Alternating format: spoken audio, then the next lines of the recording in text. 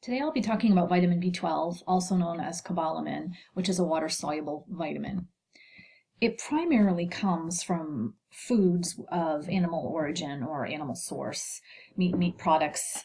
Dairy has less B12, but it's often or usually absorbed better. Plant foods are often enriched or, fortified, and you can always get B12 with supplementation. Food sources include bacteria, fungi, algae, again, animal products, seafood, eggs, hot dogs even, and as I mentioned, dairy. In order to release vitamin B12 when it's bound to food, it needs to be in an acidic environment. So of course, in the stomach, with the help of pepsin is where that occurs. Now, if you take a supplemental B12, a B12 supplement, it doesn't need to be released. So I'm talking about B12 in terms of food sources. If you have, for some reason, decreased stomach acid production, that can obviously impair absorption. So vitamin B12 binds to our proteins, which originate or are found in the saliva and also the gastric juice. This complex that's created, the B12R protein complex, travels from the stomach into the duodenum. And the duodenum has an alkaline environment. The pancreas secretes proteases to break down or digest our protein to release that vitamin B12. We're still in the duodenum, so that vitamin B12 that's been released binds with a complex called intrinsic factor, and that's made by the gastric parietal cells. So within the ileum now, the vitamin B12 intrinsic factor complex travels and binds to a specific receptor and is actually internalized by endocytosis in the ileum. This is a picture from your book, and basically it's just reiterating what I've mentioned. B12 has to be released from food, remember, not supplements, just food, in an acidic environment, and that occurs with the help of pepsin.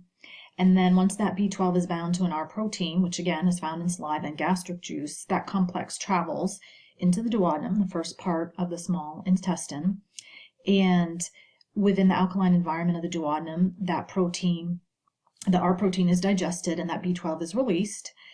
And the B12 in the duodenum binds with the intrinsic factor, which was made by gastric parietal cells. And in the ileum, that B12 intrinsic factor complex binds to a specific receptor and then is taken in by endocytosis. So again, just a reiteration of what we're talking about in the previous slide.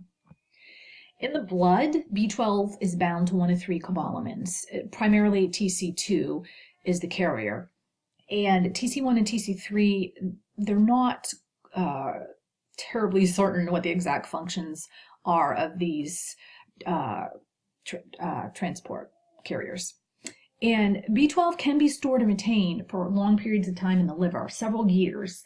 So if we see somebody that's deficient, for example, a vegan, it's probably occurred over a period of years before they become deficient if they follow a strict vegan diet, for example. What are the functions or mechanisms of action of B12? Well, it enables the conversion of homocysteine to methionine, and also the conversion of L-methylmalonyl-CoA to succinyl-CoA. And it's part of the coenzymes needed for folate metabolism, and very importantly, the maintenance of myelin sheaths, which of course cover the nerves. So critical to have adequate B12 levels in stores.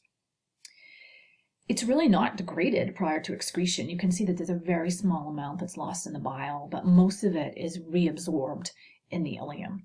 So if you think about some of the diseases that may occur in folks, digestive diseases, if they have short bowel syndrome and a large portion of that ileum has been resected, they're probably going to have problems with B12 absorption. The RDA is listed for you, very small amount, micrograms, so you don't need a lot of B12. Deficiency symptoms include a variety of things: decreased energy, poor exercise tolerance, fatigue, shortness of breath. Again, that can mimic a lot of other things. From a lab standpoint, usually you see a megaloblastic or macrocytic anemia with neurological problems by that time.